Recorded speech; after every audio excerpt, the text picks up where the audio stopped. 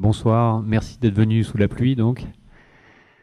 Euh, en face de moi, Marc Tessier-Ducrot, qui est un de mes amis, qui est un peu mon consultant musique, on peut dire, de manière très formelle, et qui est le fondateur du label Record Makers, et qui partage aussi la vie musicale, par exemple, d'artistes comme Sébastien Tellier, et qui a produit entre autres publié la musique du film Drive par exemple et un catalogue de musique que j'aime beaucoup en général. Donc merci Marc d'être avec nous ce soir. On va parler pendant une petite heure et puis après ça on va faire place à vos questions peut-être et on va parler du rapport à la musique d'une manière générale, mais au travers de deux aspects qui sont la série des producteurs que j'ai faite il y a, je crois, 4 ans. J'ai commencé il y a 4 ans. Et le pavillon français qui s'appelle Studio Venezia à la Biennale de Venise. Et Marc m'a accompagné dans ces deux projets de manière assez constante. Donc c'est pour ça que je pensais que c'était bien de discuter avec lui et d'avoir une ouverture vers ce champ musical. Hier il y avait le vernissage à la galerie de l'Impasse Saint-Claude, la galerie Perrotin, de l'exposition dont on voit une photo derrière nous avec ici 3 silhouettes de producteurs de musique et des pièces plus abstraites qui sont au mur mais qui ont également un rapport avec le son puisque ça s'appelle des rayons, mais sous-titré Doppler, l'effet Doppler, qui est cet effet qui fait qu'on entend un son, un véhicule en mouvement, le son émis par ce véhicule va changer de tonalité avec le déplacement. Donc les 3 producteurs qui sont représentés là, c'est Swiss Beats au fond, Philips Dar qui était avec nous brièvement hier soir, et Nigel Godrich, qui est aussi devenu un ami et quelqu'un que connaît bien Marc aussi, et un partenaire puisque Nigel a équipé le studio Venezia que certains d'entre vous ont peut-être vu en vrai, mais surtout on peut peut-être suivre sur Instagram et autres, et Facebook.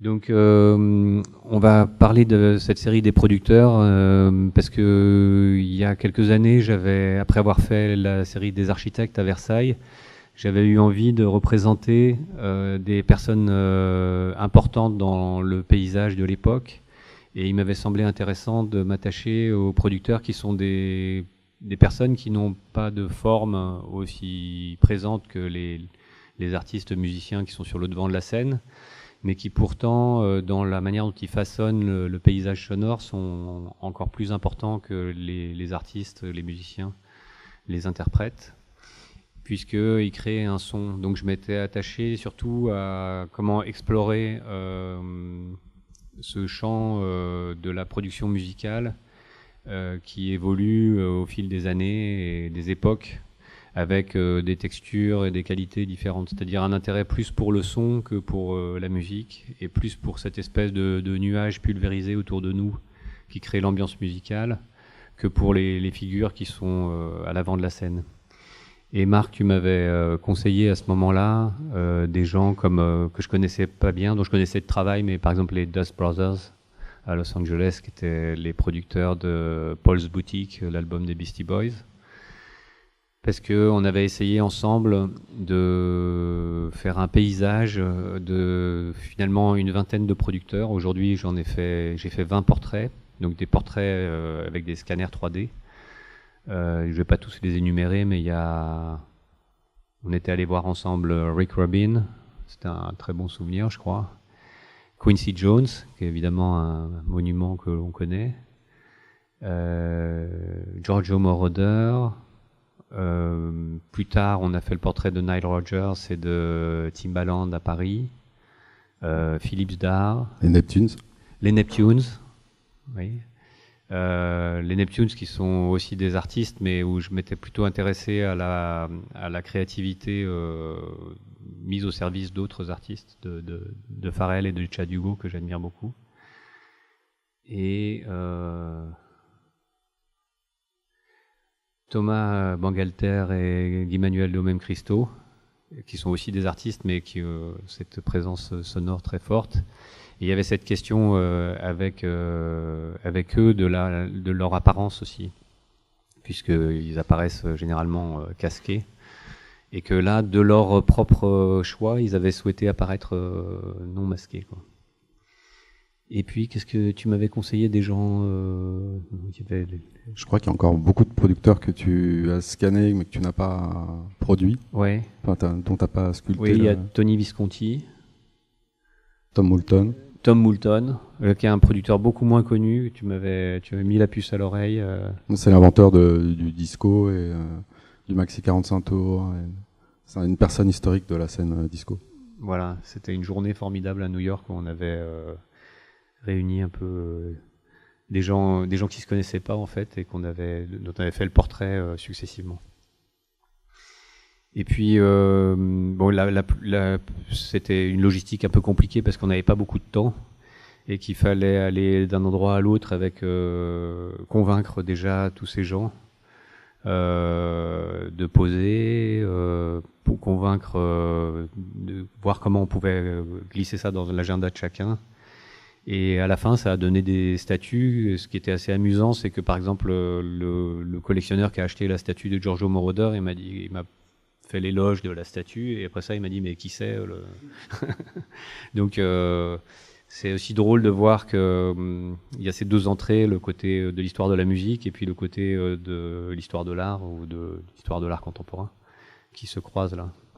Moi, ce que j'aimais en tant que producteur de musique, c'était l'hommage rendu moi, je suis producteur au sens où j'ai un label, c'est-à-dire que je sors des disques des artistes, mais je suis pas en studio avec les artistes en train de façonner leur son. J'ai besoin des producteurs artistiques parfois pour arriver à mes fins. Et c'est des qu'on appelle des lifesavers pour nous autres, les producteurs de musique, c'est-à-dire que s'ils ont un savoir-faire qui est incomparable, c'est un travail de l'ombre. Très peu de gens connaissent leur travail. Et par ta démarche, tu les mets en valeur. Je pense que c'est aussi pour ça qu'ils ont tous accepté. Ils n'ont pas l'habitude d'être au centre de l'attention, et c'était un beau geste, généreux, ils l'ont senti, je pense. Oui, mais c'était aussi une manière, comme on doit, avec la technique du scan, absolument, c'est comme une photographie, on est obligé de rencontrer la personne. C'était aussi une chance incroyable que de pouvoir rencontrer successivement tous ces artistes. En plus, il y a une forme de parallèle entre l'atelier, la vie du studio, qui est aussi quelque chose que je retrouve dans le studio Venezia. Et d'ailleurs, le studio, ça se dit de la même manière en italien et en anglais, c'est le même mot pour le studio d'enregistrement et le studio de l'artiste. Et c'est finalement une sorte de parallélisme, parce que dans les artistes dans le domaine visuel, on a la chance de ne pas être très connus physiquement, mais d'être reconnus pour notre travail. Ce qui est le cas aussi des producteurs. Et ce qui m'a surpris d'ailleurs en faisant cette série, c'est que je me suis rendu compte qu'il y avait beaucoup de gens qui abordaient la musique. Certains ignorent complètement le monde de la musique, certains connaissent les musiques ou les artistes, mais il y a quand même pas mal de gens qui s'intéressent aux producteurs. C'est un peu comme quand on écoute de la musique par label, par exemple, ce qui est quelque chose que je fais assez souvent.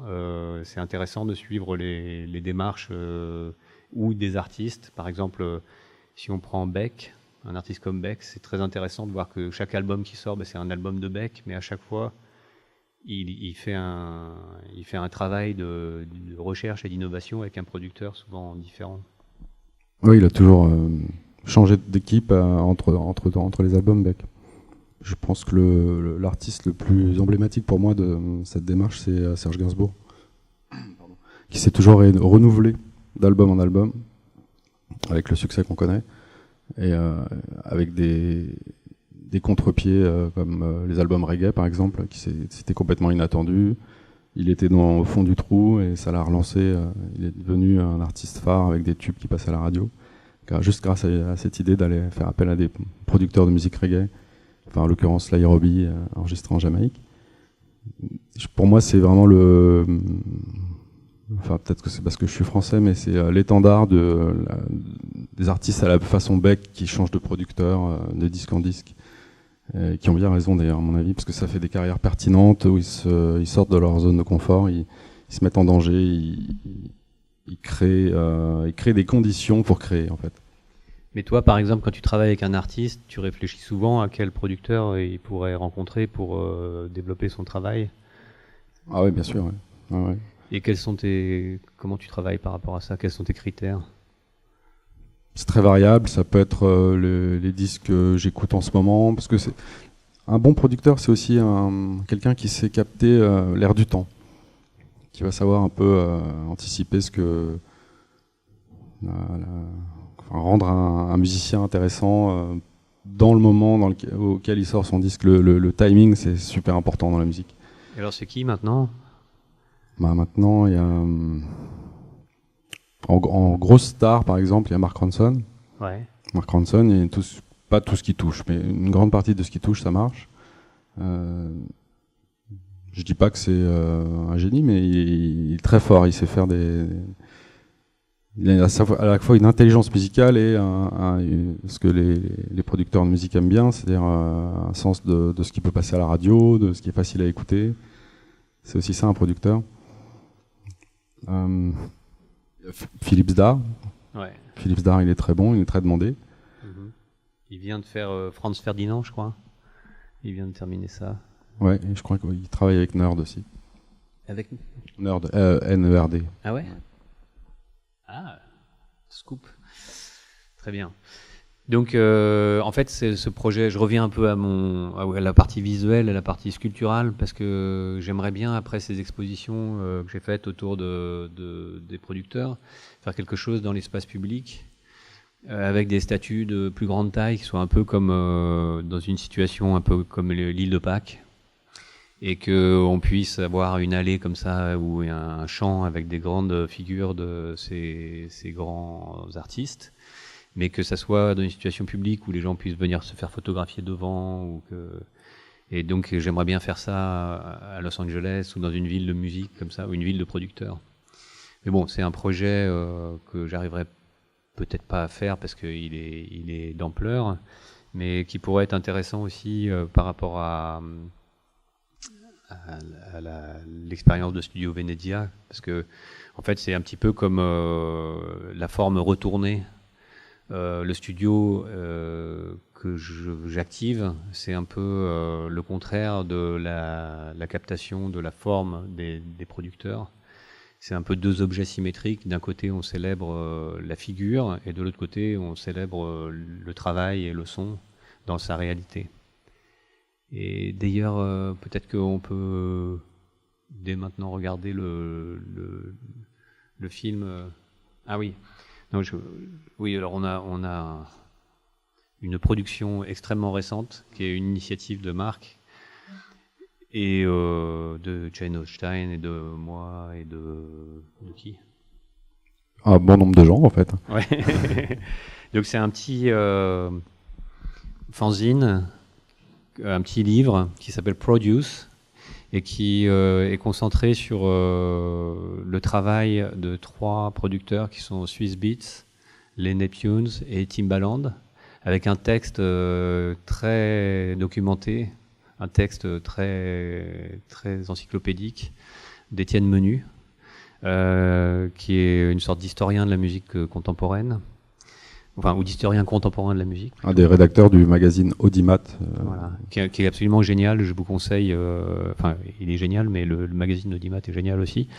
Et donc ça, c'est un petit objet où on retrouve à la fois des histoires et des photos autour de cette série des producteurs, mais aussi avec un texte hyper bien documenté et très scientifique, je dirais, et qui est passionnant sur ces 3 producteurs qui ont agi de manière contemporaine et simultanée, et par exemple les rapports avec Missy Elliott ou d'autres artistes qui sont très intéressants, qui sont eux-mêmes producteurs. Voilà, donc ça vient même pas de sortir, je crois que c'est presque un premier tirage.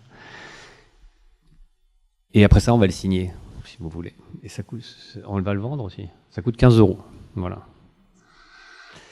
Et donc on a un film qui est un trailer d'un film réalisé par Laurent Baucher, qui est ici, sur l'expérience du studio Venezia, qui vient un petit peu compléter et à la suite d'un film documentaire que peut-être certains d'entre vous ont vu. Je recommande à tout le monde ce documentaire qui est assez pertinent et assez drôle, qui s'appelle le pavillon de Xavier Vaillant, de Loïc Prigent. Mais là, il s'appelle comment ton film ? Veillant à Venezia. Excellent titre. Et voilà, on va regarder, ça dure 3 minutes, ça donne une idée du...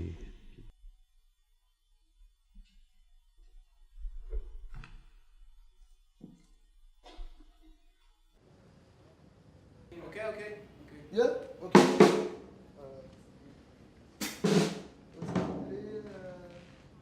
Attends, je sais pas si tu m'entends. Thibaut, je sais pas si tu m'entends. Tu m'entends, Thibaut?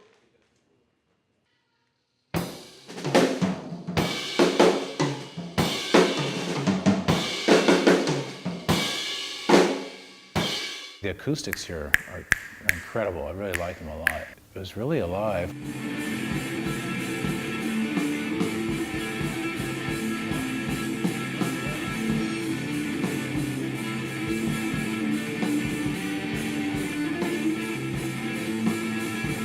It's like almost like a church. Let's get it real. Come, my brothers, let us go to Canada. Like, it's faster the Canada, no? J'ai compris que Xavier cherchait à rendre visible le temps de travail en studio. Ça suit vraiment à la fois le flow des gens et le flow des artistes qui passent. You know, the first rule of recording in a recording studio is no one is allowed in unless they're playing.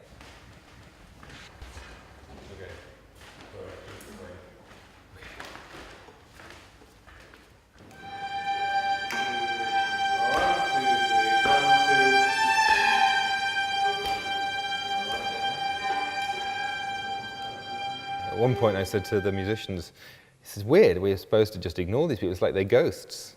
And he said, well, there's a lot of ghosts.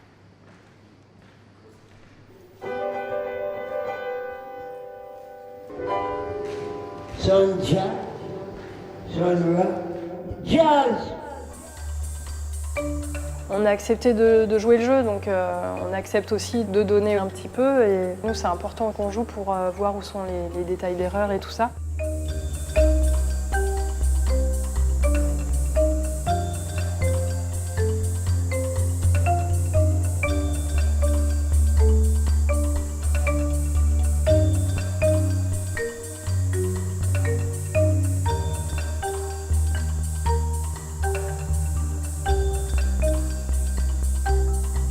On est en train de faire une sorte de hold-up artistique. On a amassé un matériel incroyable déjà, alors qu'on n'est pas encore à la moitié de l'exposition.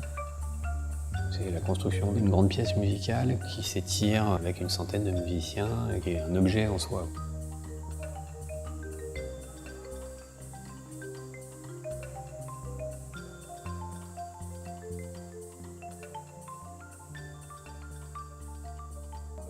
Bon, merci Laurent de nous avoir donné la primeur de ce...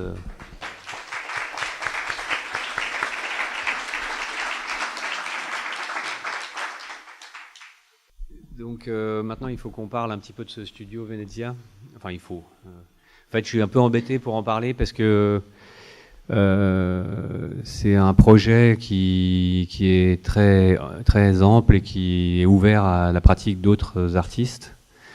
Avec une forme de générosité, mais c'est le mot qui revient souvent, mais en fait pour moi c'est aussi une forme d'égoïsme parce que j'ai créé un dispositif qui me permet de vivre des moments absolument incroyables, entouré de gens dont je suis souvent fan et que je vois travailler et je les vois développer des choses.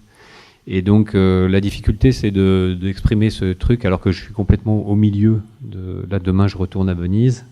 Et je suis complètement embarqué dans cette espèce de tumulte que j'ai mis en place mais j'avais pas prévu d'être aussi impliqué émotionnellement en fait enfin, ce qui est un peu bête parce qu'évidemment la musique prend beaucoup de place dans ma vie, mais dans la vie de tout le monde.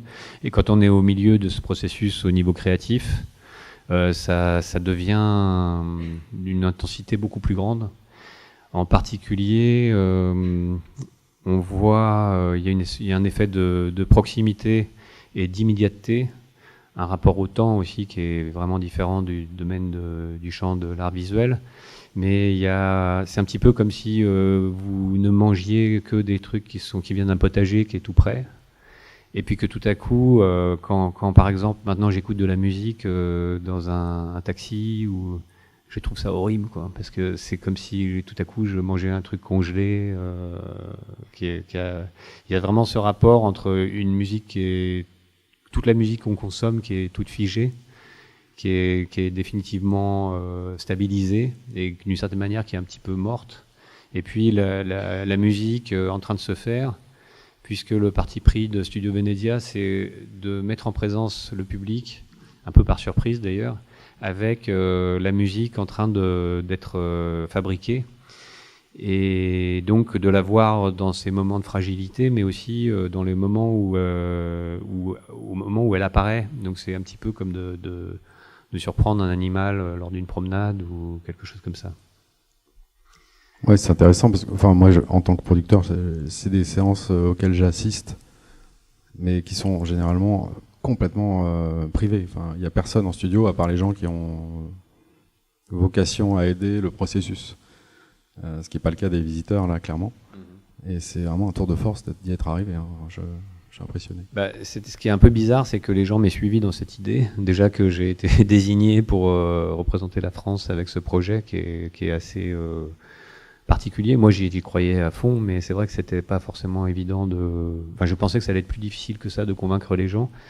Et les musiciens aussi m'ont suivi là-dedans avec beaucoup de confiance, ce qui m'a un peu étonné parce que ça nous a même posé des problèmes avec Léa qui travaille avec moi par exemple sur l'agenda, parce qu'on a invité plein de gens et après ça on savait plus très bien comment les caser parce qu'on a eu beaucoup plus de réponses que ce qu'on attendait. Donc c'est une entreprise logistique, c'est une entreprise économique, c'est une entreprise temporelle. Mais c'est aussi une réflexion que je voulais avoir sur des formats. C'est-à-dire que, comme beaucoup d'artistes de ma génération, je m'intéresse à l'idée de l'exposition. C'est-à-dire que plutôt que de m'intéresser à des objets dans un lieu, je m'intéresse à l'interaction de ce lieu avec le monde extérieur, avec le public. Donc là, je voulais créer une situation. Plutôt que de montrer des objets figés qui soient un peu une forme d'aboutissement. Parce qu'on est dans un cadre qui est un peu les Jeux Olympiques de l'art contemporain. Donc c'est une énorme reconnaissance, mais en même temps, c'est pas... Il y a un côté un peu morbide quand on se retrouve comme ça à Venise, au bout de la lagune, dans ce jardin très beau, dans ces espèces de temples.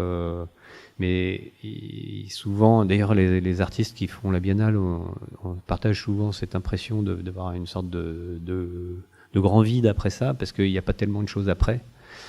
Et moi, j'ai choisi d'investir tout ce temps de la biennale avec de la musique.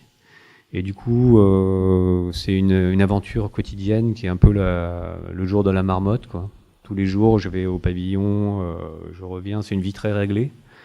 Et en même temps, ce qui s'y passe, c'est un peu comme un bateau.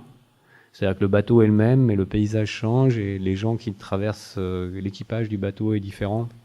Donc un jour il y a Chassol, l'autre jour il y a Lee Scratch Perry, après ça il y a Chloé, après ça il y aura Sébastien Tellier, après ça il y a Nigel Godrich, il va y avoir Laurie Anderson, Brian Eno, et tous ces gens-là, que ce soit des très grands noms de la musique ou des gens beaucoup moins connus, doivent trouver leur chemin dans ce dispositif qui est un peu particulier. Parce que, effectivement, on fait rentrer le public, en plus sans vraiment trop le prévenir, dans un endroit qui est un lieu de création musicale où normalement n'importe qui passe va apporter une perturbation plutôt que de charger positivement les choses. Et en fait, ce qui se passe, c'est que Parfois, les artistes cherchent un peu leur chemin, évitent, ils passent une matinée à chercher comme ça. Et puis à un moment, il y a une sorte d'épiphanie, il se passe quelque chose. Moi, souvent, je suis dans la green room, qui est là où j'ai mon bureau, et j'entends vaguement qu'il se passe quelque chose, et j'y vais voir, et je fais un live sur Instagram, ou bien je lui propose aux musiciens s'il veut boire de l'eau, ou que j'aille lui chercher un café, ou on discute d'un truc, ou je lui arrange un peu le set avec tous les cubes et tous les dispositifs qu'on peut bouger à l'intérieur du pavillon. Ou alors on discute un peu en général de son projet, ça c'est généralement avant. Et puis il trouve quelque chose, et là on commence à travailler avec Thibaut Javois, qui est l'ingénieur du son super qui nous accompagne dans ce projet, et accompagné aussi de Clément Roussel, qui est l'autre ingénieur du son, mais c'est plutôt Thibaut qui est là la majorité du temps. Et avec l'ingé son et tout ça, on a un studio très fonctionnel. Mais un vrai studio pro, enfin, il est même à très haut de gamme. Ouais, je sais pas si tu peux peut-être, toi tu connais Nigel comme moi, mais de l'équipement du studio. Ouais, non, ça je pourrais pas. Ouais, c'est en fait très belle table de mixage. C'est un studio.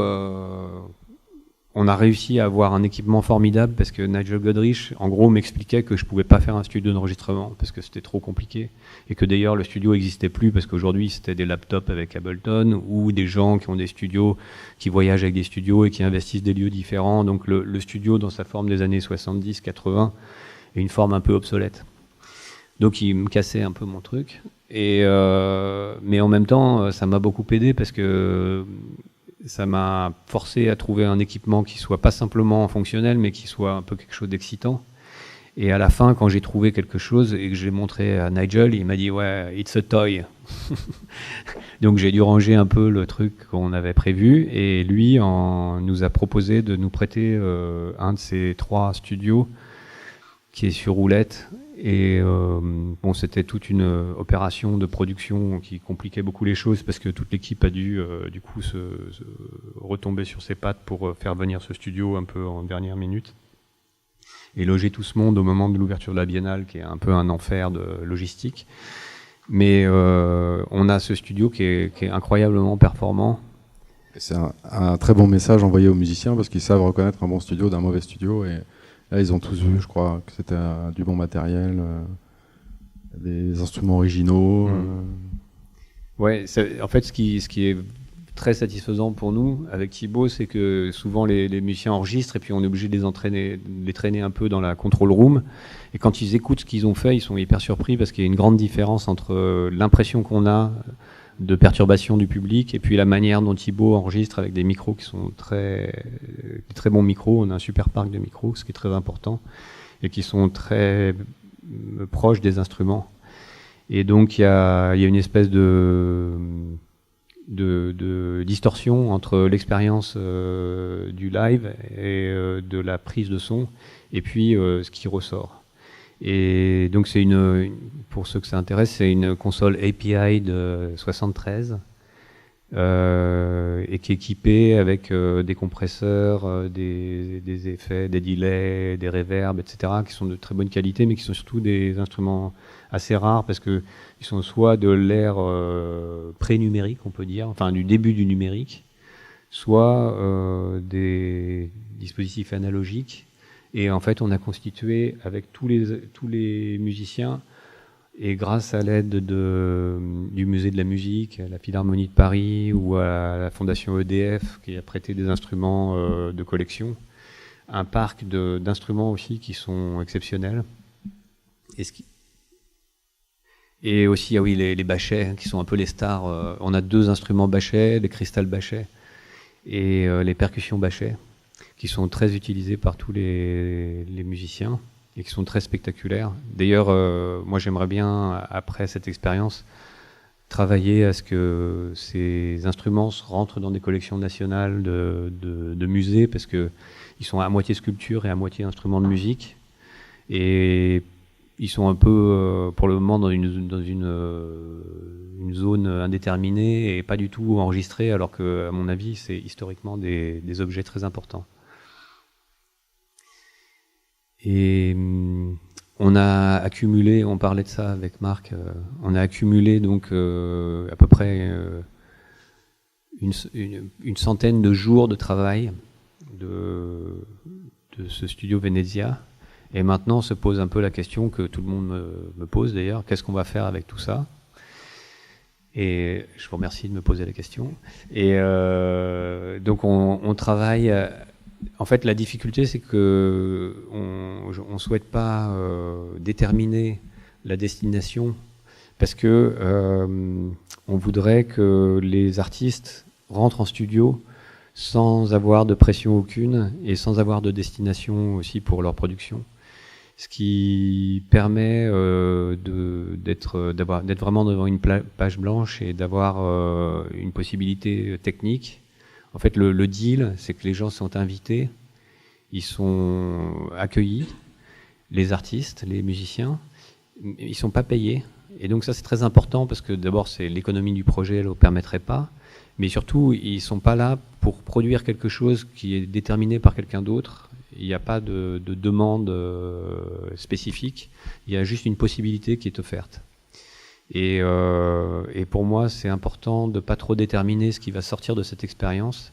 C'est pour ça que j'avais souvent parlé de certaines écoles, avec cette idée de la filiation. Quand vous êtes passé au travers d'une école, si elle a une certaine personnalité, elle vous marque et vous pouvez par exemple contacter 20 ans après des gens qui sont passés par la même école que vous n'avez jamais rencontrés, mais qui ont une forme de filiation. Et Studio Venezia, c'est, j'espère, un petit peu ça, c'est-à-dire des gens qui partagent une expérience, mais pas au travers d'un objet ou d'un dispositif, qui est un peu comme une sorte de grand instrument de musique dans lequel on peut pénétrer. Et j'espère qu'à la suite de ce projet, il va y avoir la constitution d'une sorte de traînée et de gens qui auront participé à cette expérience et qui auront un rapport entre eux. Et je crois que le projet va continuer, il va se promener dans le monde. Ouais, ça c'est un truc qui est encore plus étonnant pour moi que d'avoir réussi à faire cette première étape. C'est qu'apparemment on va réussir à faire une itinérance sur les traces de Sophie Calle qui a fait, je sais pas, 21 expositions, je crois, avec son pavillon d'il y a presque 10 ans maintenant. Et on va voyager d'abord à Buenos Aires, au CCK, ensuite à Lisbonne, et on travaille sur New York, Paris et Londres. Et moi, j'aimerais bien le faire aussi à Los Angeles si on trouve un cadre intéressant. Et ce qui va être intéressant, c'est que on va modifier sans doute à la fois de par le point de vue, c'est-à-dire que Studio Venezia est un point de vue depuis Venise, mais c'est pas du tout un portrait musical de Venise, et que on va avoir quand ça va aller à Buenos Aires, on va avoir un autre point de vue à Lisbonne, etc. Ça va être à chaque fois différent. Et d'ailleurs, pour expliquer un peu comment on a travaillé, parce que nous, on a discuté un peu de qui on pourrait inviter dans ce pavillon. On a parlé ensemble. Tu m'as mis la puce à l'oreille, par exemple, sur des gens qui sont des nouveaux venus que je connaissais pas, comme Pierre Rousseau, qui est hyper brillant, et des artistes plus jeunes que je connaissais pas. Mais on a travaillé aussi avec des programmateurs. Et en fait, Christian Marclay est un des programmateurs avec moi. Christian m'a fait le plaisir de m'accompagner comme commissaire du pavillon avec Lionel Bovier. Et lui est programmateur, donc il a programmé des gens. Est-ce que c'est lui qui a programmé Thurston Moore? Je ne me rappelle plus. Oui. Et donc dans une veine expérimentale, rock indépendant, rock, des choses assez new-yorkaises souvent, expérimentales. Et on a 3 programmateurs locaux.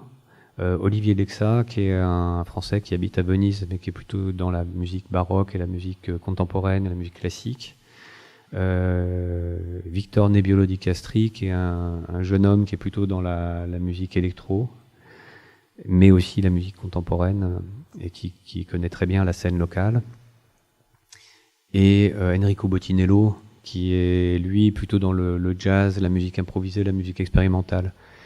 Parce qu'avec Christian, on s'est rendu compte qu'il fallait qu'on ouvre un peu ce champ vers des domaines qu'on connaissait peut-être moins. Et du coup, pour moi, ça intensifie aussi l'expérience parce que je suis quotidiennement dans le pavillon et tous les 3 ou 4 jours, je vois débarquer des gens que je connais pas du tout, qui font de l'improvisation avec des flûtes à bec et des contrebasses venant de Suisse, comme l'ensemble Babel, qui était une révélation pour moi. Et ils commencent, ils s'installent, et je me dis, oh là là, je vais m'emmerder pendant 3 jours, quoi. Et en fait, au bout de 2 heures, je suis pris dans un truc, et c'est comme une sorte de speed dating ou d'apprentissage hyper accéléré. C'est-à-dire, je prends un truc en route, quoi. Mais en même temps, le fait d'être devant les gens et de les voir essayer de trouver leur chemin et d'y parvenir la plupart du temps, c'est une expérience, c'est hyper intense, quoi. Ouais, je pense que tu as mis le doigt sur quelque chose qui peut vraiment intéresser un grand public. C'est-à-dire, c'est pas normalement un processus auquel on assiste, mais il est intéressant à voir, il est fascinant, il est émouvant, comme tu disais. Mm-hmm. Ça peut révéler, ta démarche peut révéler quelque chose à un plus grand public. Moi, je me souviens quand, par exemple, un album que j'adore, Pet Sounds des Beach Boys, était sorti sous forme de coffret. Ils avaient inclus donc il y avait l'album normal, la version mono, la version stéréo, et puis il y avait les chutes. Les chutes, c'était Brian Wilson, donc le créateur des Beach Boys, en train de diriger les sessions. On entendait sa voix, il coupait les musiciens, les interrompait, et on pouvait mettre ça chez soi, et on avait l'impression d'être en studio avec eux. Et comme c'était une pièce que j'adorais, je l'écoutais en boucle, j'avais l'impression d'être en 67 avec les Beach Boys. Et en fait, c'est un peu ça que tu proposes au public, c'est-à-dire d'assister à quelque chose d'inaccessible normalement. Et d'ailleurs, je voulais te poser la question, est-ce que ça a généré un buzz dans le public de la Biennale? Est-ce qu'il y a des gens qui viennent spécialement parce qu'ils veulent voir les musiciens? En fait, on a choisi assez vite de ne pas donner le programme. C'est-à-dire que quand vous arrivez devant le pavillon, il y a un petit panneau avec le nom de l'artiste, mais vous ne pouvez pas le savoir à l'avance. En revanche, il y a un journal qui est distribué, qui est un journal qui est renouvelé, donc qui a 3 éditions différentes au fil du temps du pavillon, et dans laquelle il y a la liste de tous les artistes qui sont invités. Donc vous pouvez savoir qui va ou est passé, mais vous ne pouvez pas savoir quand.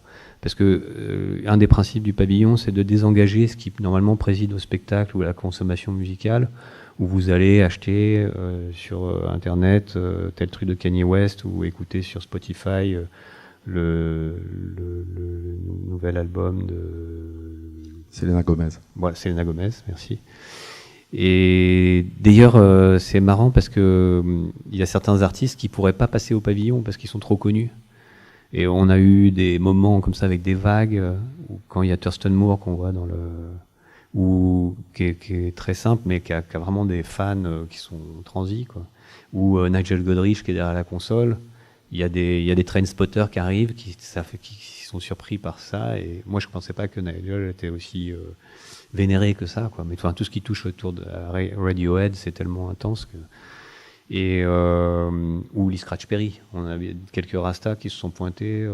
Alors, ce qu'il y a d'intéressant, c'est que le pavillon est un lieu ouvert et en fait gratuit, mais le périmètre de la Biennale est payant et sous douane.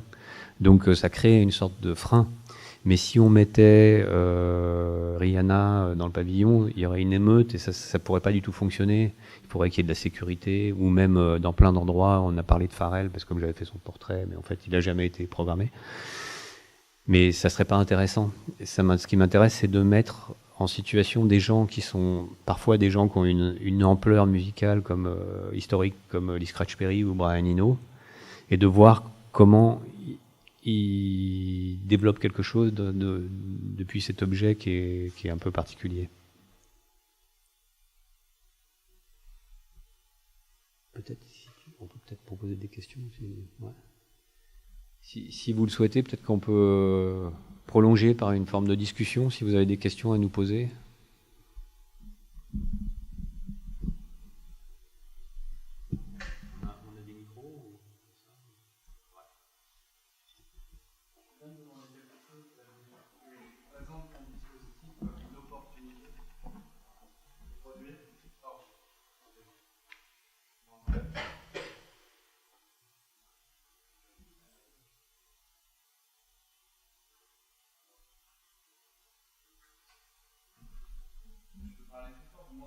Oui.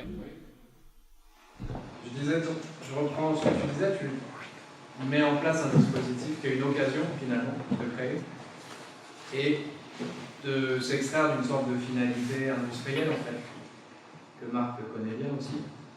Il faut livrer, il faut respecter un budget, il faut que ce soit moderne, il faut que ce soit bien, il faut que ce soit commercial. Tous ces impératifs que toi, tu sembles extraire en fait du lieu que tu crées, les artistes que tu invites, est-ce qu'ils ont le droit, on va dire, de commercialiser ce qu'ils vont faire dans ton lieu? Bah, ils ont le droit de faire ce qu'ils veulent avec leur musique, ouais, bien sûr. Ils partent avec leur disque dur. Enfin, en fait, c'est plutôt une Dropbox quelque part. Et ils font, oui, bien sûr, bien sûr. Et c'est le deal, c'est qu'ils acceptent que des gens, des spectateurs d'une exposition traversent. C'est la réflexion qu'il y a aussi sur les formats, le format de l'exposition dont je parlais tout à l'heure et le format du studio. Et c'est l'espèce de mise en présence des deux électrodes de l'exposition et du moment de création musicale qui peut permettre, et ce qui est important c'est de voir aussi que ça marche pas a priori, mais ça marche parfois. Et en fait ça marche plus souvent que ce que je croyais, mais parce que le studio est très actif.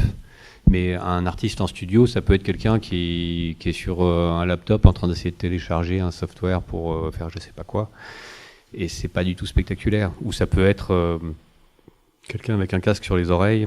Et c'est vrai que là, on a beaucoup plus d'artistes qui sont... Comme il y a beaucoup d'instruments, il y a un orgamon génial, il y a un piano Fender, il y a un nom de Martenot, il y a des percussions Bachet, Crystal Bachet, etc. Ils sont plutôt poussés, et un très bon piano, donc ils sont plutôt poussés à jouer avec des instruments auxquels ils n'ont pas accès. Un vibraphone, un clavecin, une batterie... un parc de guitares, de basses, des instruments de musique baroque, des flûtes, des percussions. Ouais. Et c'est intéressant parce que finalement, il y a une sorte de signature sonore qui n'est pas seulement l'acoustique de l'endroit, mais l'acoustique est très particulière. Le plancher grince, il y a des défauts qui deviennent presque des spécificités, puis presque des qualités. Mais les artistes utilisent du coup il y a une signature du fait que les sons qui sont produits viennent parfois de certains des instruments qui sont très spécifiques qu'on reconnaît donc. Mais d'ailleurs le choix de tous ces instruments a été fait en faisant tourner des listes.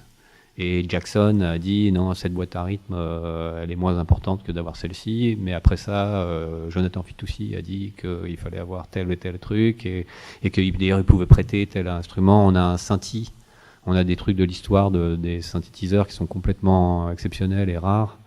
On a des Buchla, un Buchla, on a plein de synthés, des Korg, des Moog, des choses comme ça. Et surtout, tout marche et, enfin, de temps en temps, on a des petites pannes, mais on maintient les trucs en état. Et donc, tout est disponible aussi pour faire un truc tout de suite. Mais bon, pour répondre à ta question, oui, évidemment, ce qui est intéressant, même pour moi, c'est que je ne sois pas du tout impliqué dans le devenir commercial et que c'est cette dynamique commerciale, elle va emporter le projet ailleurs et elle va faire essaimer au-delà aussi du public de la Biennale, du monde de la Biennale, qui est très vaste parce qu'il y a 500 000 visiteurs à la Biennale de Venise, qui dure 180 jours, ça dure 7 mois. Ça se termine le 26 novembre. Je ne peux pas vous dire avec qui, mais il s'agit d'un barbu de mes amis. Et donc, il y a... C'est malin, ça.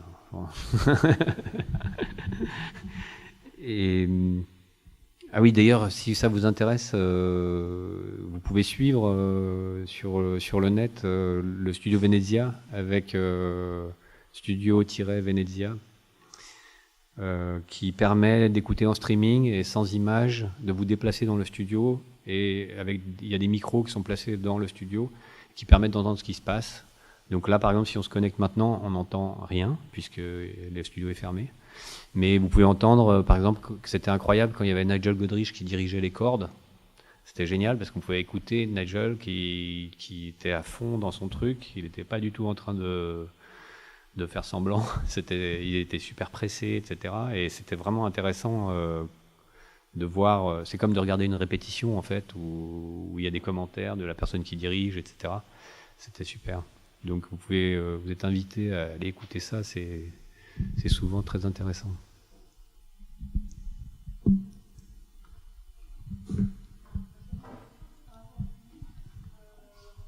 Là, je crois qu'il faut un micro. Ça marche ? Ouais. J'avais une question par rapport au public. En fait, quand il est invité à voir ton pavillon, est-ce qu'il a des indications ? Est-ce qu'il peut interagir avec les gens qui sont sur scène ? Est-ce que les gens qui sont en répétition, est-ce que les gens qui sont en répétition peuvent les solliciter ? Qu'est-ce qui se passe en fait entre les deux ? Déjà, le pavillon n'a pas de porte. C'est une sorte de chicane pour rentrer. Et on a beaucoup travaillé sur l'acoustique pour conditionner les gens qui arrivent. Et ce qui se passe, c'est que en fait, le public est très important dans le pavillon. Parce que, par exemple, si y a une assistance très silencieuse qui est déjà en train d'écouter quelque chose, les gens qui vont rentrer vont eux-mêmes être silencieux. Donc, par exemple, il vaut mieux avoir un pavillon rempli de public silencieux que d'avoir un pavillon vide dans lequel un visiteur débarque. Mais on a essayé de... Moi, je ne souhaitais pas qu'il y ait des panneaux. On a réfléchi si on mettait une lumière rouge ou des signes comme ça. Mais en fait, je voulais vraiment que ça soit de l'ordre de la découverte et un peu de la surprise. Et en fait, bizarrement, ça aussi, ça marche pas mal parce que, à cause de ce conditionnement acoustique, les gens comprennent qu'ils ne savent pas où ils débarquent parce qu'on croit que les gens qui viennent à la Biennale ont étudié tout avant, mais évidemment, non.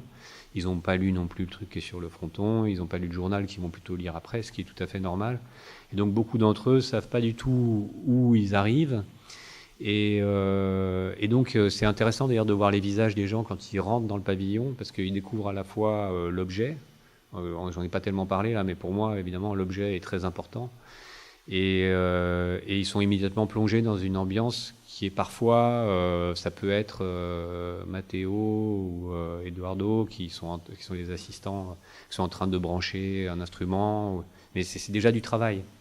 Et donc les gens, il y a des gardiens qui empêchent que n'importe qui puisse se mettre au piano ou toucher à tel ou tel instrument fragile, mais on essaye que tout se passe plutôt verbalement ou par déduction, plutôt que de mettre des panneaux ou de mettre des signes, des mises à distance. Moi, D'accord, donc en fait, ouais, tu proposes pas une interaction entre les deux, quoi. Enfin, c'est pas. Non, ça va pas dans ce sens, quoi. C'est pas du tout un projet participatif, et même un peu comme une blague, mais c'est vrai, c'est pas un projet sympa non plus.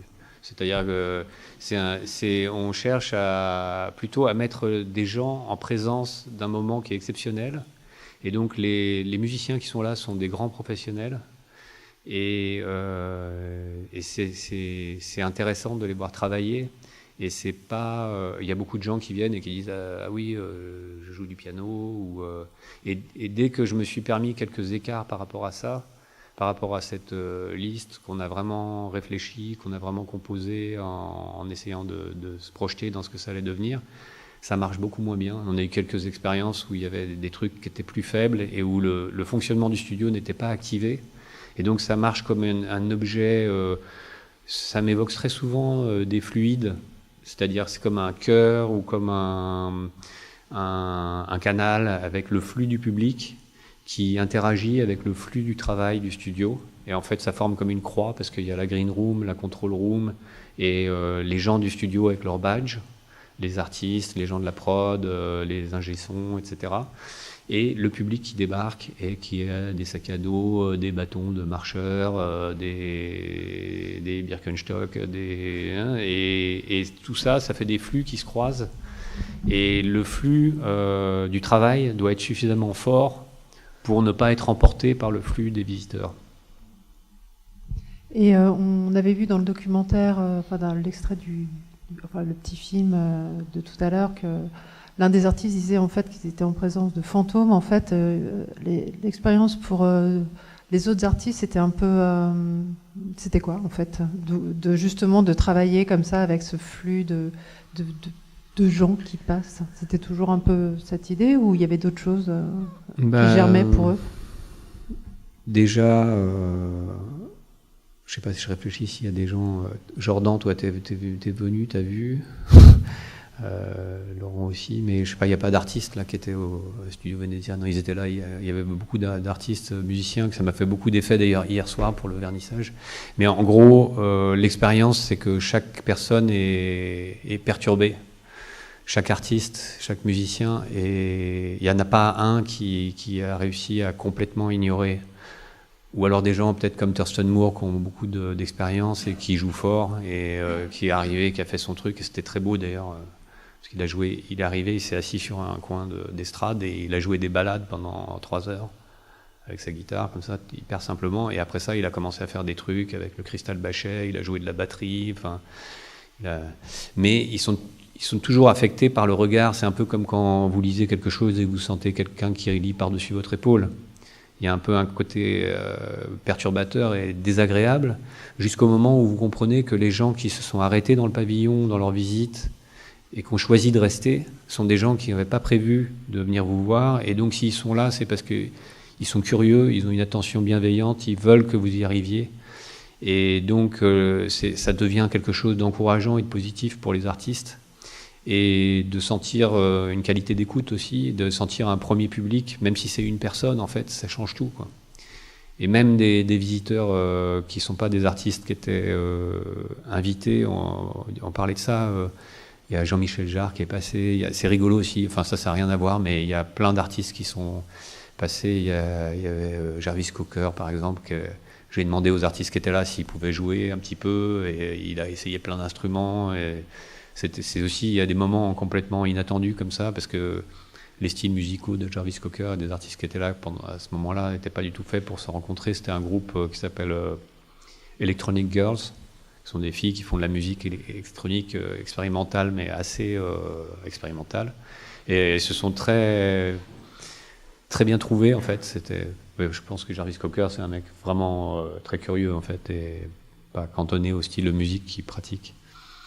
Et il y a eu des grandes découvertes aussi pour moi. Il y a un artiste pas très connu qui s'appelle Gigi Massine, qui a une 60aine, qui est un artiste complètement mythique, qui travaille à la poste de Mestre et qui ne pouvait pas venir le matin parce qu'il avait son boulot à la poste. Et l'après-midi, quand il était là, c'était incroyable, quoi. Donc il y a eu beaucoup de moments. Ah, Jackson. Peut-être tu peux dire qu'est-ce que c'est ton expérience, toi, Enfin, bonjour, excuse-moi de te sauter dessus. Un petit traquenard. Non, mais parce que toi, tu as fait des prises de harpe pendant un jour pour ton nouvel album, et des prises de corps. Il y avait 4 corps dans le.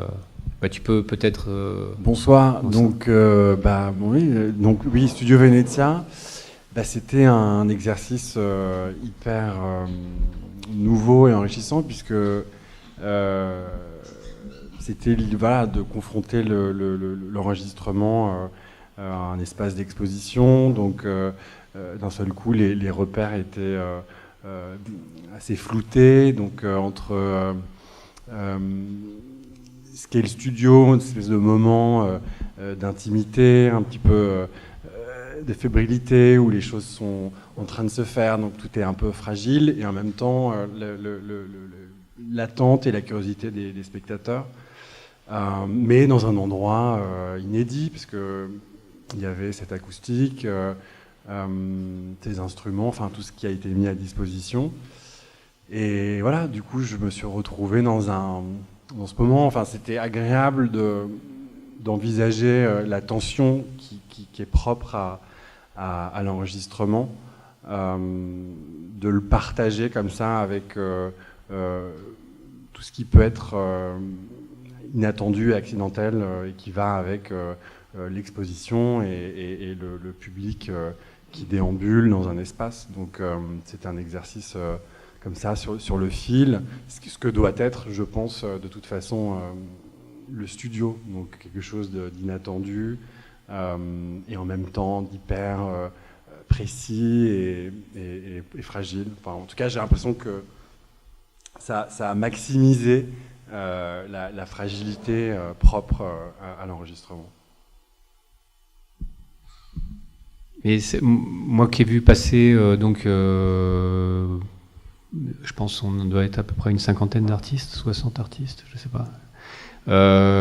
C'est un recommencement à chaque fois, mais très très différent. Et toi, c'était une des configurations les plus difficiles parce que je me suis laissé surprendre un peu parce que comme tu as fait des sections, des prises dans le but de ton nouvel album, je pensais que ça allait être du beurre parce qu'on venait de faire les prises de cordes qui étaient des instruments beaucoup moins puissants que les corps que tu as employés.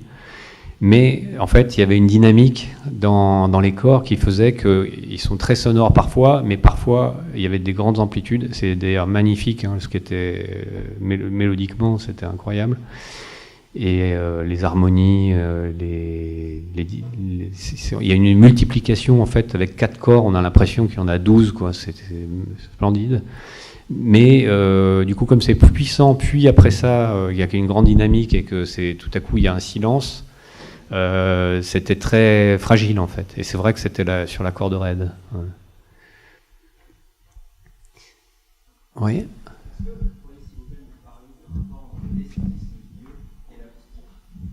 On a beaucoup parlé de l'acoustique qui a priori est très bonne, mais on voit que c'est un studio qui n'est pas forcément un studio auquel on pourrait s'attendre. Donc est-ce que vous avez travaillé plus sur l'esthétisme, plus sur l'acoustique? Alors en fait, on a travaillé avec un acousticien qui s'appelle Pierre Hugonnet, et qui nous a conseillé, mais assez vite, on a décidé qu'on n'allait pas aller au bout de la prescription acoustique, parce qu'en fait, il y a une part de généralité et de règles qu'on peut interpréter, et puis après ça, il y a disons 20% du travail qui est de la pure idéologie et qui change d'une personne à l'autre, quoi, qui est très subjective. Donc on a suivi des prescriptions qui sont plutôt des prescriptions de répartition de masse de matériaux, et on a fait, en fait, la scène qu'on voyait dans le film de Laurent où je brûle un ballon, là, c'est qu'on fait une convolution, c'est-à-dire un relevé acoustique de l'endroit en calculant la réverb. Je ne peux pas vous expliquer. En gros, c'est faire un relevé acoustique d'un endroit. Et on avait fait, avec le pavillon vide, ce relevé. Et donc, l'acousticien travaille à amener le relevé acoustique du studio, du pavillon vide, vers quelque chose de mieux, de plus performant. En prescrivant des masses de matériaux plus ou moins qui captent plus ou moins les basses, voilà, j'explique ça peut-être pas très bien, mais enfin bon, en gros, c'est plutôt l'épaisseur des matériaux que les surfaces, et ça permet de jouer avec. On sait pourtant que si on fait un truc dans une boîte à chaussures, ça va réverbérer à l'infini et ça va pas être très intéressant, bien qu'on puisse jouer aussi avec des matériaux. Si on le fait en bois, ça sera mieux que si on le fait en verre, par exemple. Mais donc on a suivi des grandes lignes directrices et je crois qu'on a eu pas mal de chance. Parce que des gens qui sont assez exigeants de ce côté-là, je sais pas, il y avait Alexandre Desplat qui était là l'autre jour et qui a essayé de faire sonner le piano et il trouvait ça très bien. Mais oui, la forme est très importante, mais elle vient en dernier lieu habiller une structure qui est vraiment faite pour fonctionner. Et aussi, le plancher qu'on voit là, on voit une trappe au bout du piano là, et tout ça est câblé comme dans un vrai studio, et le plancher fait 20 cm d'épaisseur, qui est un plancher acoustique qui est plein, etc. Donc on est à la fois dans une recherche formelle qui d'ailleurs s'inspire des plus grands studios et de certaines fascinations que j'ai pour des beaux sound systems ou des micros, des instruments de musique, des formes d'enceintes, etc. Tous ces objets-là m'intéressent beaucoup sur les traces de Russolo ou des expérimentations des futuristes, par exemple. Mais c'est fait pour fonctionner. Form, follow, function.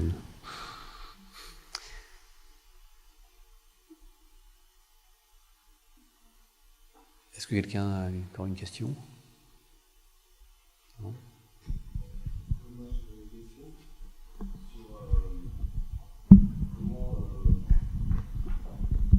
Comment tu as perçu, toi, le rapport au temps des artistes qui sont venus travailler là-bas? Parce que finalement,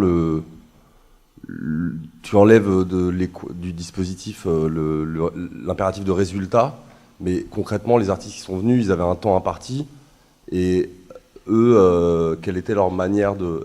Est-ce que ça avait une influence sur finalement ce qu'ils en faisaient, quoi? Et aussi, tu parlais tout à l'heure d'une multitude d'instruments vintage, rares, et on a forcément envie d'essayer, parce que c'est un peu comme des enfants avec des jouets. Et est-ce que c'est pas... il y a un côté distraction, quoi, qui peut être finalement, qui peut décanaliser quelque chose, qui est en plus dans un dispositif qui est ouvert. Parce que c'est vrai que le studio en général, on est dans un cocon très fermé, et il n'y a pas de perturbation, quoi, dans un système très stable. Et toi, en tant qu'artiste, quelle était ta perception de voir en fait les réactions des artistes dans ce dispositif, quoi? Déjà, le rapport au temps dont tu parles est presque constitutif de ce projet. Donc, d'une exposition qui dure 7 mois, c'est assez original. D'où l'implication de la chronologie, du déroulement temporel de la musique. Mais également, je pense que le côté magasin de jouets, le côté distraction, en fait, ça impacte aussi l'arrivée des artistes qui sont là, qui veulent déballer les jouets, qui très vite se concentrent, suivant le temps qui leur est imparti, sur un projet. Et c'est aussi intéressant de voir à quel point on peut se laisser influencer par quelque chose qu'on n'avait pas prévu, ou quelque chose d'accidentel, ou quelque chose de... Donc il y a une part d'indétermination, quoi, en fait. Ce que je voulais savoir, c'est, est-ce que les artistes, ils venaient, il y avait quand même un programme, donc, je suppose que c'était flexible, mais ils venaient 2-3 jours, et puis voilà, ils avaient un temps imparti. Jackson, il est venu, par exemple, il avait un projet. Jackson, il fait son nouvel album, qui va être génial, parce que j'ai écouté des maquettes. Et c'est un projet formidable. Et il avait un projet très précis. Et il est arrivé. Je pense que t'as pas trop joué avec tout, toi.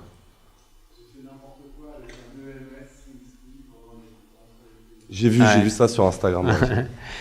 Mais je pense que la distraction fait partie du processus créatif. C'est-à-dire qu'il y a un moment où c'est une question de proximité et de distance. Il faut être impliqué et à l'intérieur du projet. Et à un moment, il faut prendre un peu de distance. Et il y a certains artistes, certains musiciens, surtout par exemple les musiciens classiques, qui ont beaucoup de mal à vraiment enregistrer. C'est-à-dire, et dès qu'il y a du public, ils sont dans le concert. Et c'est très difficile de ne pas être distrait par cet appel du public qui les emmène vers la performance. Donc, mais alors que quelqu'un qui enregistre et qui ne fait que enregistrer, s'il ignore complètement le public, il va aussi produire une forme de spectacle qui est plus proche de celui de la répétition, mais c'est aussi une forme très intéressante. Donc cette question de la distraction est assez amusante. Par exemple, nous, on a une boîte où il y a 40 pédales d'effets dedans. C'est pas très compliqué d'avoir ça parce que ça coûte pas très cher, mais de les avoir toutes en même temps, ça rend les musiciens hystériques, quoi.